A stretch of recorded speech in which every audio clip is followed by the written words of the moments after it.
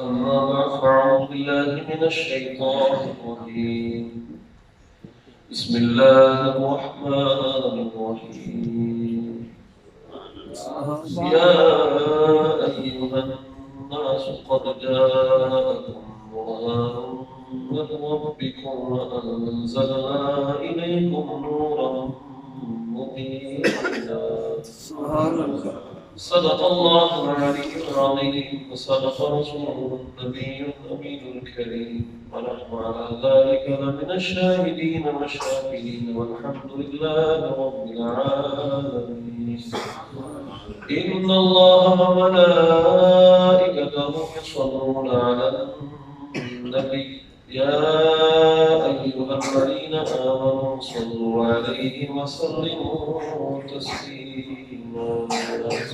والصلاة والسلام عليك يا سيدي يا رسول الله وعلى آلك وصحبه والصلاة والسلام عليك يا سيدي الله وعلى آلك وصحبك يا رسول الله رب اشرح لي صدري ويسر لي أمري واحلل عقدة من لساني يفقهوا قولي اللهم رب زدني علما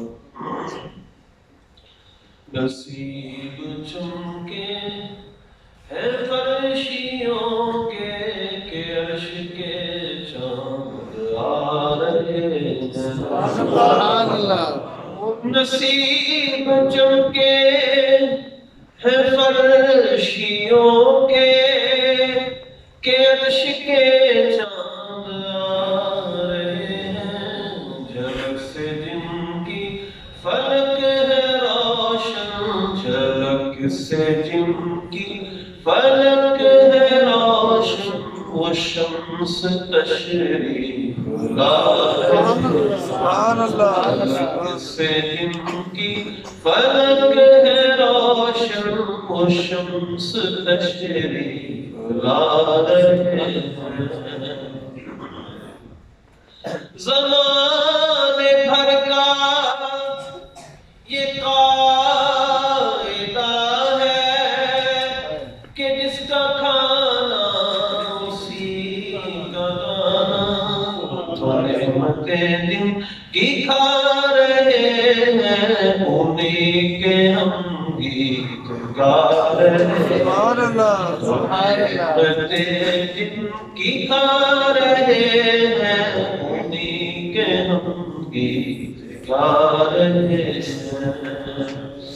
نثار تیری چہل پہل پہ ہزار عید ربیع الاول سوائے ابلیس کے جہاں میں سبھی خوشیاں منا رہے ہیں سوائے ابلیس کے جہاں میں سبھی تو خوشیاں منا رہے ہیں حبیب حق ہے خدا کی نعمت بنعمتی ربک فحدث خدا کے فرمان پر عمل ہے جو بزم موضوع سجا رہے ہیں خدا کے فرمان پر عمل ہے جو بزم موضوع سجا رہے ہیں ہنسا ہے بحرے علم میں بیڑا پے خدا نا خدا سہارا کے نہ سالک ہوا مخالف ہموم دنیا ستا رہے ہیں نصیب چمکے ہے فرشیوں کے کہ عرش کے چاند آ رہے ہیں سبحان اللہ محترم سامعین کرام نبی پاک صاحب اللہ سیدنا صلی اللہ علیہ وسلم تشریف آوری یقیناً اللہ کی سب سے بڑی نعمت ہے اور بنعمت ربک فحدث، اللہ کی نعمت کا چرچا کرنے کو حکم اللہ نے قرآن میں دیا ہے۔ تو ہم نے جو مجمع مولود سجائی ہے، میلاد کی محفل سجائی ہے، یہ اللہ کے فرمان پر ہے۔ اللہ فرماتا ہے وَمَا بِنِعْمَتِ رَبِّكَ فَحَدِّثْ، کہ اللہ کی رب اپنے رب کی نعمت کا چرچا کرو، اس کا اعلان کرو، بتاؤ اللہ نے مجھے یہ نعمت دی۔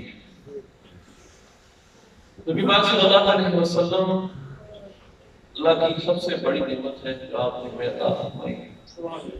آپ کو اللہ نے وہ کمالات دیے ہیں جو کسی اور کو نہیں دیے، آپ کو اللہ نے وہ معجزے دیے ہیں جو کسی اور کو نہیں دیے، اللہ نے آپ کو وہ اخلاق دیے ہیں جو تمام انبیاء کے اخلاق کے کام ہیں۔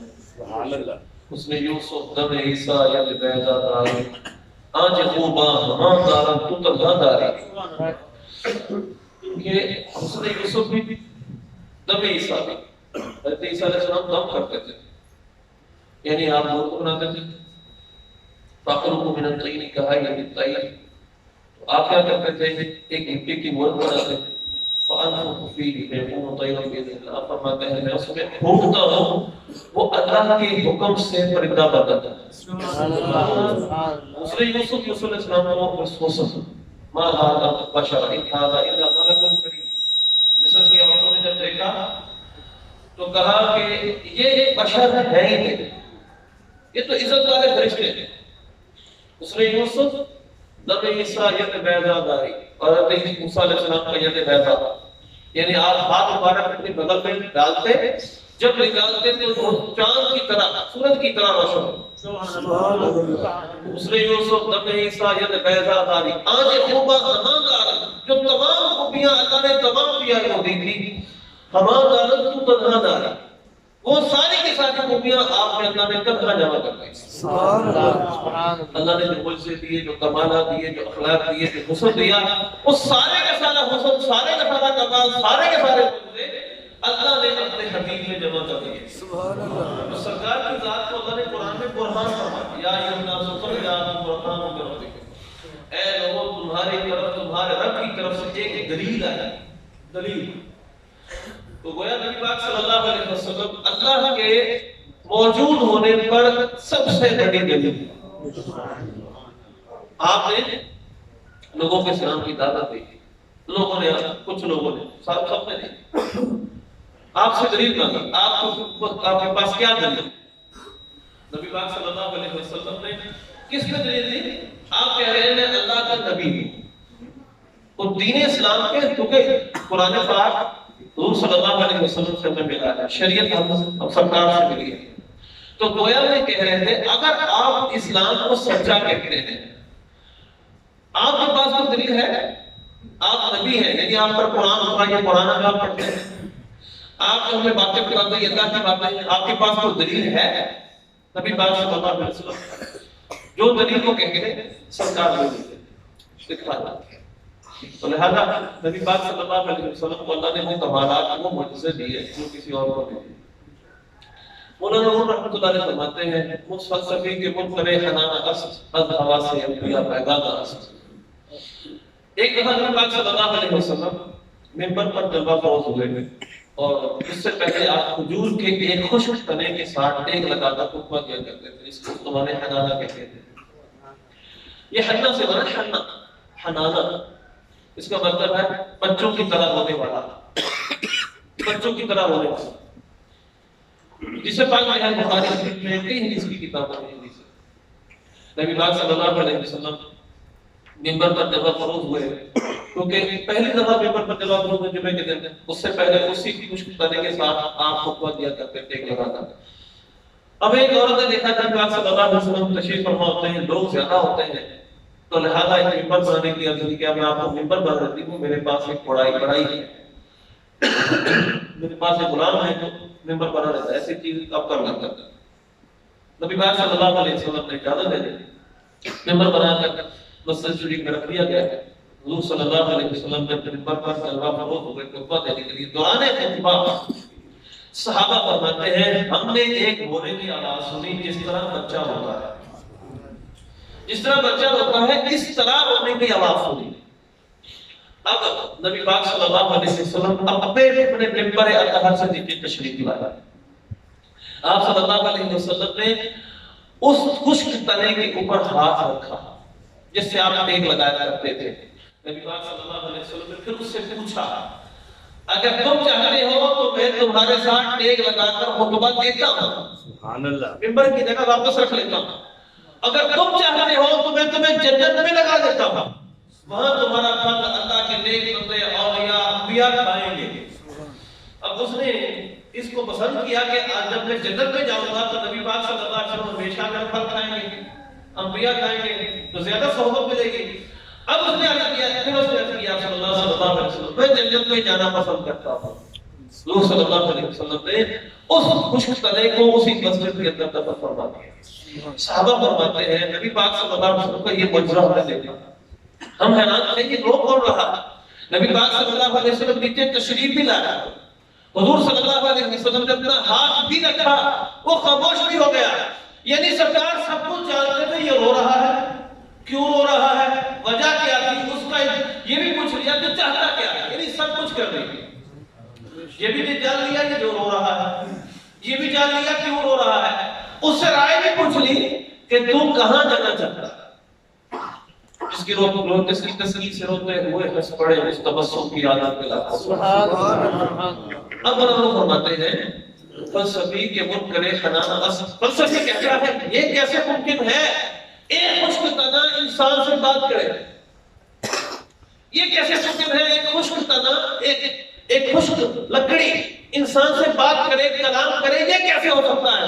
انسان اس کی فیلنگ کو سمجھ لے, انسان اس کے حواس کو سمجھ لے, اس کی بات کو سمجھ لے, کہنا کیا چاہتا ہے. فرماتے ہیں اللہ سے انبیاء پیدا نہ, وجہ یہ ہے کہ اس کو پتہ نہیں ہے کہ اللہ نے اپنے نبیوں کو حواس کیسے دیے ہیں, محسوس کرنے کی قوت کیسے دی ہے. حواس انسان کی 5 ہے جو ظاہری ہے, 5 باطنی ہے. جدید سائنس کہتے ہیں 3 باطنی ہے, 5 ظاہری ہے. 3 دماغ کے اندر ہے, 5 ظاہری ہے. ایک انسان کی حس ہوتی ہے, 5 جو سینسز کو کیا ہے انسان کا چھونا, پکڑنا, لمس. اور دوسرے ایک انسان کی ہے قوت باصرہ, دیکھنا. ایک قوت شامع, سوننا. ایک قوت ذائقہ, چکھنا. ایک قوت سامع, سننا. یہ 5 سینسز انسان, 5 حواس ہے. ہمارا ان حواس کے ساتھ محدود ہے. ہم اپنے علم حاصل کرنے میں, سمجھنے میں صرف ان 5 حواس کو استعمال کرتے ہیں. پھر ہمارے دماغ میں انہوں نے حواس لگائے ہیں, یہ حواس سارے کے سارے ان کو پیغام دیتے ہیں, وہ پھر اپنی سوچ بچار شروع کرتے ہیں کہ کام کرنا کہ نہیں کرنا. انسان کے عام انسانوں کے حواس یہی ہے. اس حواس سے دیکھا جائے تو واقعی انسان لکڑی سے گفتگو نہیں کر سکتا. واقعتاً ایسا ہی ہے کہ انسان لکڑی سے بات نہیں کر سکتا. واقعی ایسا ہے. انسان 7 آسمانوں کے اوپر جنت کو نہیں دیکھ سکتا. واقعی ایسا ہے. اگر صرف انسان کی بات کی جائے تو پھر انسان تحت ثریا کے نیچے جہنم کو نہیں دیکھ سکتا. ٹھیک ہے. اگر انہی حواس کی بات کی جائے تو انسان دور سے, بہت زیادہ دور سے نہیں دیکھ سکتا. انہی حواس کی بات کی جائے تو انسان بہت دور سے سن نہیں سکتا. لیکن یہ صرف ہمارے عام لوگوں کی بات ہے. لیکن انبیاء کرام علیہ السلام وہ ہستیاں ہوتی ہیں جن کو اللہ تبارک و تعالیٰ وہ طاقت دیتا ہے, وہ حواس دیتا ہے جو ہمارے حواس سے بہت زیادہ ہوتے ہیں. ان کا کمپیئر ہی نہیں, ان کے ساتھ تقابل نہیں کیا جا سکتا عام لوگوں کے حواس کا. تو لہذا سب سے بڑی غلطی مولانا فرماتے ہیں سمجھنے میں اس کو یہ ہے, وہ اصل میں چاہتے ہیں, سمجھتا یہ ہے کہ انبیاء کو بھی اللہ نے اتنی ہی طاقت سننے کی دی ہے, اتنی ہی دیکھنے کی دی ہے, اتنی ہی سننے کی دی ہے جتنی ہمیں دی. ایسا نہیں. اللہ نے انبیاء کو وہ طاقتیں دی ہیں جو اور کسی کو نصیب نہیں کی. سیدنا ابو ہریرہ رضی اللہ عنہ سرکار کی بات کر رہے ہیں, بخاری شریف کی حدیث ہے, آیت الکرسی کی فضیلت ہے. اب نبی پاک صلی اللہ علیہ وسلم نے فرمایا اے ابو ہریرہ رات کی چور کا کیا ہوا؟ اصل میں معاملہ یہ ہوا, سیدنا ابو ہریرہ رضی اللہ عنہ فرماتے ہیں مجھے رمضان شریف میں جو فطرہ اکٹھا ہوا اس کی حفاظت کے لیے سرکار نے مجھے منتخب کر دیا کہ تم حفاظت کیا کرو. رات میں چوکیداری کر رہا تھا, میں حفاظت کر رہا تھا, سرکار کی ڈیوٹی کر رہا تھا. تو رات میں ایک چور آیا, اس نے گلا بھرنا شروع کر دیا. میں نے اس چور کو پکڑ لیا اور کہا تمہیں حضور کی بارگاہ میں لے کر جاؤں. وہ کہنے لگا مجھے معاف کر, میں یادگار ہوں, میرے چھوٹے چھوٹے بچے ہیں, میں غریب ہوں, مجھے چھوڑو. اب وہ قرض آ گیا, میں چھوڑ دیا. سیدنا ابو ہریرہ رضی اللہ تعالیٰ فرماتے ہیں صبح کو جب میں سرکار کی بارگاہ میں گیا حضور نے پوچھا اے عمرانہ رات کے چور کا کیا ہوا؟ بتایا کچھ نہیں، رات کے چور کا کیا ہوا؟ عرض کی یا رسول اللہ صلی اللہ علیہ وسلم آیا، اس نے گلہ بھرنا شروع کیا، میں نے اس کو پکڑ لیا، اس نے اہل و عیال کا شکوہ کرنا شروع کر دیا، یا رسول اللہ میرے چھوٹے چھوٹے بچے ہیں، میں اہل و عیال رہا ہوں، میں غریب ہوں، مجھے چھوڑ دو، مجبور ہوں۔ نبی پاک صلی اللہ علیہ وسلم نے فرمایا وہ جھوٹا ہے، وہ دوبارہ پھر آئے گا، وہ جھوٹا ہے دوبارہ پھر آئے گا۔ چنانچہ سیدنا ابو ہریرہ فرماتے ہیں میں رات کو پھر نگرانی کرنے لگا، رات کو پھر وہی چور ہے، اس نے گلہ بھرنا شروع کر دیا تھا، جہاں تک کہ میں نے اس کو پکڑ لیا، اور میں نے کہا کہ حضور کی بارگاہ میں نے نہیں کرتا، وہ کہنے لگا میں یادگار ہوں، میرے چھوٹے چھوٹے بچے ہیں، میں غریب ہوں، فقیر ہوں، مجھے چھوڑ دو، مجبور ہوں۔ سیدنا ابو ہریرہ فرماتے ہیں پھر مجھے ترس آ گیا، میں نے چھوڑ دیا۔ صبح کو پھر سرکار کی بارگاہ میں حاضری ہوئی، نبی پاک صلی اللہ علیہ وسلم نے فرمایا اے ابو ہریرہ رات کے چور کا کیا ہوا؟ اور فرماتے ہیں میں نے وہی یاد کر کے یا رسول اللہ صلی اللہ علیہ وسلم آیا تھا، گلہ بھرنے لگا، میں نے پکڑ لیا، اس نے اہل و عیال کا شکوہ کیا، میں نے چھوڑ دیا، مجھے ترس آ گیا۔ نبی پاک صلی اللہ علیہ وسلم نے فرمایا وہ جھوٹا ہے دوبارہ پھر آئے گا، وہ جھوٹا ہے دوبارہ پھر آئے گا۔ فرماتے ہیں رات ہوئی، نبی پاک صلی اللہ علیہ وسلم کے فرمان کے مطابق وہ پھر آیا، اس نے گلہ بھرنا شروع کر دیا، میں نے پکڑ لیا، میں نے کہا اب تو مرضی کہو، میں نے چھوڑنا نہیں، اب تمہیں حضور کی بارگاہ میں لے کر جانا ہے۔ وہ کہنے لگا میں ایک بات تمہیں بتاتا ہوں، تمہیں فائدہ دے گی، لہذا اس بات بتانے پر مجھے چھوڑو، تم یہ آیت پڑھ لیا کرو اللہ لا الہ الا هو الحی القیوم، آیت الکرسی پوری یہ پڑھ لیا کرو، رات بھر تمہارے مال کی اللہ حفاظت کرے گا، چوری نہیں ہوگا۔ بتا کے چلا گیا، آپ نے چھوڑ دیا۔ چنانچہ نبی پاک صلی اللہ علیہ وسلم کی بارگاہ میں وہ سیدنا ابو ہریرہ حاضر ہوئے، سرکار نے پوچھا ہے ابو ہریرہ رات کے چور کا کیا ہوا؟ عرض کرنے لگے یا رسول اللہ صلی اللہ علیہ وسلم، وہ آیا، اس نے مجھے منت سمانے شروع کر دی، میں نے پکڑ لیا، لیکن اب اس کے گمان میں اس نے مجھے ایک بات بتائی، اس کا گمان یہ ہے کہ اگر میں یہ پڑھ لیا کروں تو اللہ میری حفاظت کرے گا۔ وہ یہ آیت اللہ آیت کرسی مجھے سکھا کر چلا گیا۔ سرکار صلی اللہ علیہ وسلم نے فرمایا اے ابو ہریرہ جانتے ہو وہ بات سچی کر گیا ہے جھوٹا، جانتے ہو 3 راتوں سے تمہارے ساتھ آنے والا شخص کون تھا؟ عرض کرنے لگا فرمایا وہ شیطان تھا، تمہارے پاس روز آتا تھا، ہے جھوٹا، بات سچی کر گیا۔ تو نبی پاک صلی اللہ علیہ وسلم روز جانتے تھے کون آ رہا، موجود نہیں تھے، جس سے مبارک آپ کا وہاں نہیں تھا، لیکن آنکھ مبارک دیکھ رہی تھی، آنکھ مبارک دیکھ رہی تھی کہ کون آ رہا۔ سیدنا ابو ہریرہ رضی اللہ عنہ یہی صحابی، بہت مشہور صحابی، سب سے زیادہ روایتیں کرنے والے، نبی پاک صلی اللہ علیہ وسلم کی بارگاہ میں آتے ہیں کہ بخاری شریف کی کتاب علم کی حدیث ہے، عرض کرتے ہیں یا رسول اللہ صلی اللہ علیہ وسلم بہت سی حدیثیں سنتا ہوں، بہت سی آپ سے باتیں سنتا ہوں، حدیثیں سنتا ہوں، بھول جاتا ہوں۔ نبی پاک صلی اللہ علیہ وسلم نے فرمایا اقصد رداءک، اے ابو ہریرہ اپنی چادر بچھاؤ۔ اب ہم ہوتے ہیں، ہمارے حالات کو کہتے ہیں، ہم تو کہتے ہیں کہ اس کو ہم نسخہ بتاتے ہیں، اس کو وظیفہ بتا دیتے ہیں، روحانی وظیفہ بتا دیتے ہیں، یا اس کو کوئی معجون کے متعلق بتا دیتے ہیں، کوئی اور ٹاپک بتاتے ہیں جس سے دماغ کی میموری اچھی ہو، یہی کرتے ہیں۔ ہمارا حالات تو یہی ہمارے سوچ میں اتنی ہے۔ نبی پاک صلی اللہ علیہ وسلم نے فرمایا اے ابو ہریرہ اپنی چادر بچھا دو۔ پھر فرماتے ہیں سرکار صلی اللہ علیہ وسلم نے ہوا میں کچھ یوں لیا اور میری چادر پہ ڈال دیا۔ پھر سرکار نے فرمایا تب بھی اے ابو ہریرہ اس کو اپنے سینے سے لگا لے۔ سیدنا ابو ہریرہ فرماتے ہیں میں نے جب اس کو سینے سے لگایا میں اس کے بعد کبھی کوئی چیز بھولا ہی نہیں۔ سبحان اللہ، ایسا حقاقہ کیا۔ پھر یہاں تک اتنا طاقت دیا، بخاری شریف کی کتاب علم کی حدیث ہے، سیدنا ابو ہریرہ فرماتے ہیں میں دو علم جانتا ہوں، 2 طرح کے علم جانتا ہوں۔ ایک علم وہ ہے جو میں تمہیں بیان کرتا ہوں، روایت کرتا ہوں، اس کا تعلق نریشن سے ہے، بیان سے ہے، روایت سے ہے۔ ایک وہ علم ہے کہ اگر میں تمہیں بیان کروں، آپ نے فرمایا گلے کی طرف اشارہ کیا، تم میرا حلقوم کاٹ دو، میرا حلق کاٹ دو، تو وہاں یہاں پر شارحین بخاری فرماتے ہیں اس سے مراد وہ علم تھا جو سرکار صلی اللہ علیہ وسلم نے دے دیا تھا کہ بعد میں آنے والے لوگ کیا کچھ کریں گے، کیا کچھ ہوگا، یزید کا معاملہ، کربلا کا معاملہ، ہر شے سرکار صلی اللہ علیہ وسلم نے ابو ہریرہ کو بتا دی تھی۔ اور یہاں تک کہ آپ دعا کیا کرتے تھے یا اللہ مجھے 61 صدی ہجری کے فتنے اور لڑکوں کی حکومت سے پناہ دے۔ تو سارا علم سرکار نے دے دیا، ظاہری اور باطنی، ایک اپنے حواس کو۔ اب یہ چاہ ہمارے ہاتھ تو خالی ہیں، لیکن سرکار کے بظاہر ہاتھ خالی نظر آتے تھے، لیکن ان ہاتھوں میں اللہ نے کونین کی چابیاں رکھ دی تھی۔ تو لہذا نبی پاک صلی اللہ علیہ وسلم نے ہاتھ ہمارا ڈالا، ایسا حملہ عطا ہوا کہ قیامت تک لوگ اس حملے سے مستفید ہوں گے۔ سب سے زیادہ حدیثیں سیدنا ابو ہریرہ رضی اللہ عنہ سے مروی ہیں۔ سبحان اللہ، اللہ اکبر، یا رسول اللہ، یا رسول اللہ، یا سرکار کی آمد، مرحبا، سردار کی آمد، مرحبا، پیارے کی آمد، مرحبا، سونے کی آمد، مرحبا، آمد مصطفیٰ، مرحبا، مرحبا، آمد مصطفیٰ، مرحبا، مرحبا۔ تو یہ ہے انبیاء کے حواس۔ سیدنا ابو ہریرہ رضی اللہ عنہ فرماتے ہیں ایک دفعہ مجھے بھوک لگی، بخاری شریف کی حدیث، سخت بھوک لگی۔ اب حضرت سیدنا ابو بکر صدیق آئے، سرکار کے تربیت یافتہ تھے، یہ زمان سے ماننے والے نہیں تھے۔ للفقراء الذين احصروا في سبيل الله لا يستطيعون ضربا في الارض يحسبهم الجاهل اغنياء من التعفف تعرفهم بسيماهم۔ اللہ نے سورہ بقرہ میں ان کی یہ صفات بیان کی۔ وہ فقراء جو اللہ کی راہ میں روک دیے گئے ہیں، وہ لوگوں سے لپٹ لپٹ کر سوال نہیں کرتے، تو ان کی نشانیوں سے ان کے چہرے سے ظاہر ہوگی بھوک کیا تھا، چہرے سے پتہ چلے گا کہ ان کے پیٹ میں کچھ ہے کہ نہیں، لیکن زبان سے کچھ ظاہر نہیں کریں گے۔ حضور کیسے تربیت یافتہ تھے۔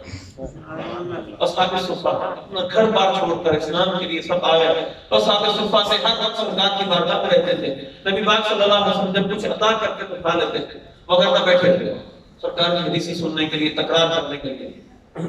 سیدنا ابو ہریرہ رضی اللہ عنہ یہی سے ذمہ خیبر کا فال ایمان لائے، اصحاب صفہ میں سے ہو گئے، ہر وقت سرکار کی بارگاہ میں حاضر رہتے، 5 سال کا ظاہری زندگی مبارکہ پائی، ہر وقت سرکار کے پاس رہتے، سب سے زیادہ کسی میں 5 سال ہر وقت سرکار کے ساتھ۔ تو فرماتے ہیں مجھے سخت بھوک لگی تھی، سیدنا ابو بکر صدیق کا میں نے آیت کریمہ پڑھی، مطلب پوچھنا یہ چاہتے تھے، بتانا تو دل کا مطلب یہ تھا کہ میں بھوکا ہوں، مجھے کھانا چاہیے، مجھے بھوک لگی۔ لیکن سیدنا ابو بکر صدیق رضی اللہ عنہ نے آیت کا مطلب بتایا، آج دیکھیں گے دل کی بات ظاہر ہوگی۔ سیدنا عمر فاروق آئے، یہی آیت کریمہ ان سے پوچھ لی، ایک آیت کریمہ ان سے پوچھی، ان سے تفصیل پوچھی، وہ تفصیل بتا کے چلے گئے، لیکن دل کا مطلب ان پر بھی ظاہر ہوگا۔ نبی کریم صلی اللہ علیہ وسلم تشریف لائے، میں نے یہی آیت کریمہ سرکار کے سامنے پڑھی، حضور مسکرا دیے، سرکار صلی اللہ علیہ وسلم مسکرا دیے، حضور کو پتہ چل گیا دل میں کیا۔ فرمایا گھر میں ایک دودھ کا پیالہ پڑا تھا، سرکار نے سیدنا ابو ہریرہ کو عطا کیا، اور ساتھ یہ بھی فرمایا اصحاب صفہ کو بلانا۔ سیدنا ابو ہریرہ فرماتے ہیں سرکار کا کی تعظیم کا مزید سی کر رہی تھی، لیکن دل میں خیالات آ رہے تھے، شیطان وسوسے ڈال رہا تھا، ہوگا کیا 70 روزے کسی بھوکے کری طرح ایک دودھ کا پیالہ ہے، خیر حضور کا حکم تھا، سرکار کچھ نہ کچھ تو کریں گے نا، بس سب کو بلانا ہے۔ اب تقسیم کرنے کی باری وہ سب میری لگا تھا، تقسیم کرنے کی ڈیوٹی بھی سرکار نے مجھے لگا۔ اب میں پیالہ دے کر وہ دل کے ساتھ سمجھ لیں، دل میں یہ تھا کہ مجھے سرکار کو مل جاتا وہ بھی لیتے تھے، لیکن جب میں نے پہلے صحابی کو وہ دودھ پیش کیا، اس نے پینا شروع کر دیا، تو میں جب دیکھتا کہ دودھ ویسے کا ویسے ہی ہے۔ اب فرماتے میرے دل کی خواہش بن گئی، یہاں تک کہ 70 صحابہ نے جو ایک دودھ کا پیالے سے دودھ پیا وہ ختم نہیں ہوا۔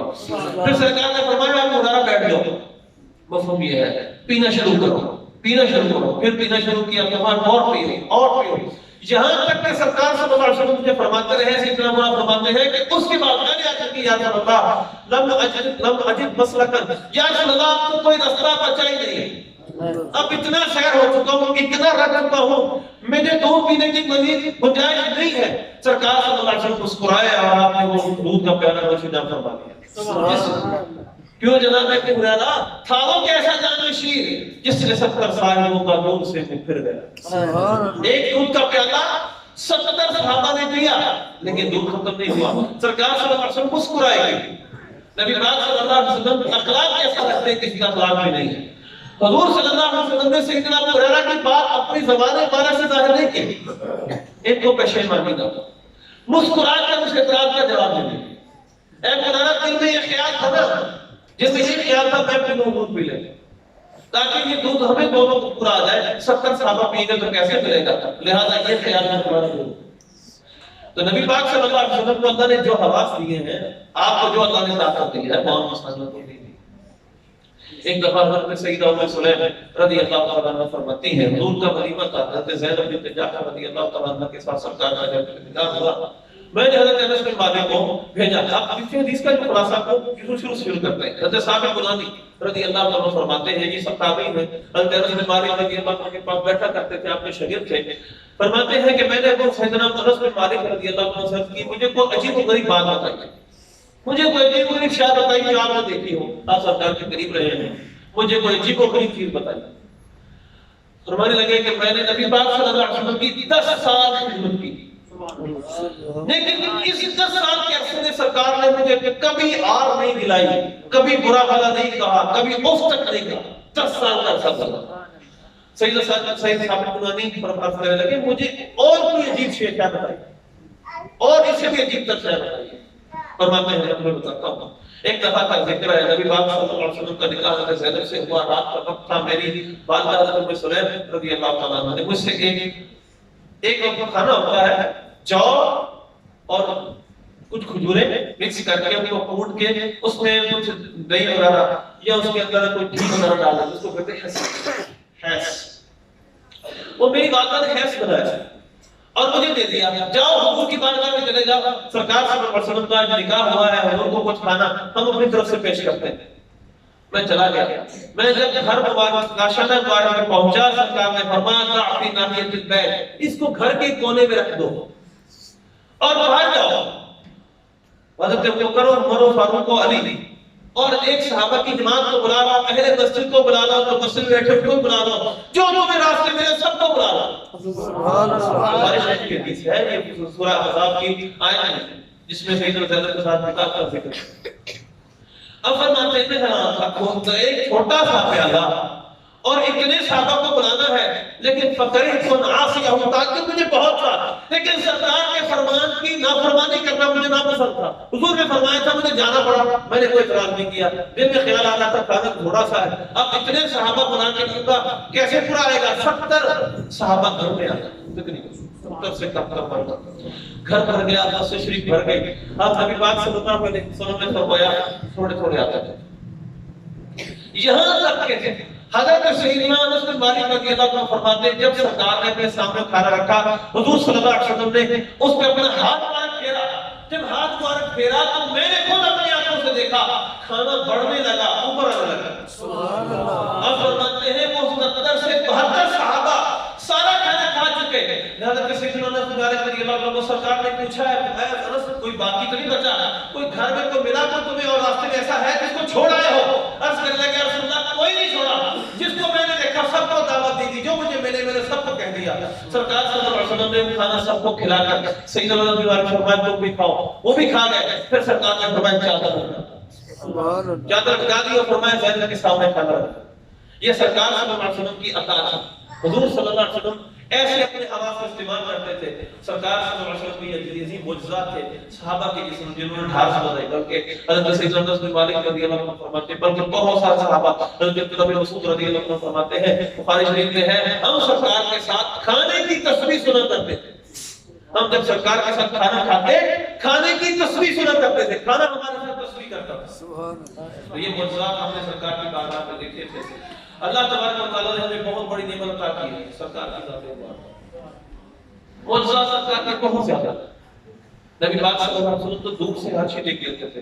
ہمارے شریف کے حدیث ہے جنگ موقع کے موقع پر جب صحابہ کو سرکار نے بھیج دیا جنگ پر، تو سرکار نے بتا دیا تھا پہلے شہید ہو تو کس کے ہاتھ جھنڈا دینا، پھر شہید ہو کس کے ہاتھ جھنڈا دینا، پھر شہید ہو کس کے ہاتھ جھنڈا دینا۔ سرکار مسجد میں تشریف فرما تھے، نبی پاک صلی اللہ علیہ وسلم سارا جنگی موقع کے احوال بیان کر رہے تھے۔